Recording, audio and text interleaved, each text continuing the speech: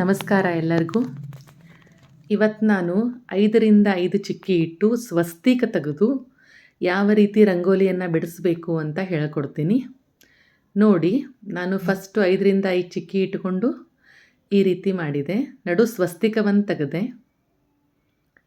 Next ಏನು ಮಾಡಬೇಕು, 4 ಖಾನೆಯಲ್ಲಿ fill up ಮಾಡ್ತಾ ಹೋಗಬೇಕು. ಸ್ಕ್ವೇರ್ ಮಾಡ್ತಾ ಹೋಗಬೇಕು.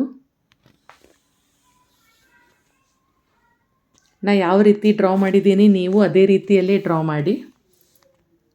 ಡಿಸ್ಟೆನ್ಸು ಎಲ್ಲ ಕರೆಕ್ಟಾಗಿ ಬಂದ್ರೇ ರಂಗೋಲಿ ಚೆನ್ನಾಗಿ ಅನಿಸುತ್ತೆ. ನೆಕ್ಸ್ಟ್ ಏನು ಮಾಡಬೇಕು, ನಾವು ಎಲ್ಲಿ ಲೈನ್ಸನ್ನು ತೊಗೊಂಡಿದ್ದೇವಲ್ಲ ಅದೇ ಲೈನ್ಸನ್ನು ಈ ಲೈನಿಗೆ ಜಾಯಿಂಟ್ ಮಾಡ್ತಾ ಹೋಗಬೇಕು. ನೋಡಿ ನಾ ಯಾವ ರೀತಿ ಮಾಡಿದ್ದೀನಿ ಅಂತ. ಎಲ್ಲಿ ಲಾಂಗ್ ಲೈನ್ಸ್ ಬರುತ್ತೆ, ಎಲ್ಲಿ ಶಾರ್ಟ್ ಲೈನ್ಸ್ ಬರುತ್ತೆ ಕರೆಕ್ಟಾಗಿ ನೋಡ್ಕೊಳ್ಳಿ.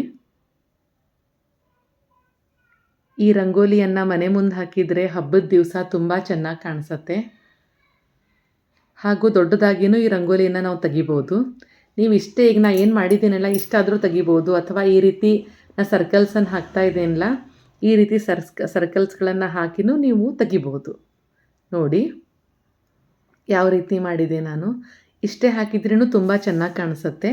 ನಾವೊಂದು ಸ್ವಲ್ಪ ಅದನ್ನ ಎಕ್ಸ್ಟೆಂಡ್ ಮಾಡ್ತಾ ಇದ್ದೀನಿ. ಈಗ ಲಾಸ್ಟಿನ ಲೈನ್ಸ್ ಇದೆಯಲ್ಲ ಅವನ್ನೆಲ್ಲ ತೆಗೆದುಕೊಂಡು ನಾನು ಫ್ಲವರ್ ಥರ ಮಾಡ್ತಾ ಇದ್ದೀನಿ. ಇದು ರಂಗೋಲಿ ಪೂರ್ತಿ ಆದಮೇಲೆ ತುಂಬ ಚೆನ್ನಾಗಿ ಕಾಣಿಸುತ್ತೆ. ಇದು ಈ ರೀತಿ ಫ್ಲವರ್ನ 4 ದಿಕ್ಕಿನಲ್ಲೂ ಮಾಡಬೇಕು. 4 ದಿಕ್ಕಿನಲ್ಲಿ ಆದಮೇಲೆ ನಾ ಏನು ಮಾಡಿದ್ದೀನಿ, ಅದರಲ್ಲಿ ಸ್ವಲ್ಪ ಕಲರನ್ನು ಫಿಲ್ಲಪ್ ಮಾಡಿದ್ದೀನಿ. ಅಂದರೆ ರಂಗೋಲಿ ಚೆಂದ ಕಾಣಿಸ್ಲಿ ಇನ್ನು ಅಂಥೇಳಿ ಸ್ವಲ್ಪ ಕಲರನ್ನು ಫಿಲ್ಲಪ್ ಮಾಡಿ ರಂಗೋಲಿಯನ್ನು ಹಾಕಿದ್ದೀನಿ. ರೆಡ್ ಕಲರ್ಲೇ ಎಲ್ಲ ಕಡೆ ಫಿಲ್ಲಪ್ ಮಾಡಿದ್ದೀನಿ. ನೆಕ್ಸ್ಟು ಯೆಲ್ಲೋ ಕಲರನ್ನು ಯೂಸ್ ಮಾಡಿ ಎಲ್ಲ ಕಡೆಯೂ ರೆಡ್ ಆ್ಯಂಡ್ ಯೆಲ್ಲೋ 2 ಕಾಂಬಿನೇಷನನ್ನು ಕೊಟ್ಟು ನಾನು ರಂಗೋಲಿಯಲ್ಲಿ ಕಲರ್ಸನ್ನು ತುಂಬಿದ್ದೀನಿ.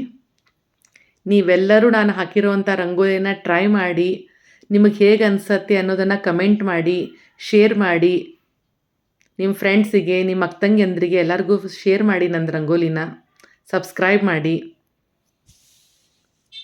ನೋಡಿ ಈಗ ನಾನು ಇದು ಹಾಕಿರೋವಂಥ ರಂಗೋಲಿ ಎಷ್ಟು ಚೆನ್ನಾಗಿ ಕಾಣಿಸ್ತಾ ಇದೆ. ಯೆಲ್ಲೋ ಕಲರ್ಲೇ ಎಲ್ಲ ಫಿಲ್ಲಪ್ ಮಾಡಿದ್ದೀನಿ ನಾನೀಗ ಇದನ್ನ ರಂಗೋಲಿನ.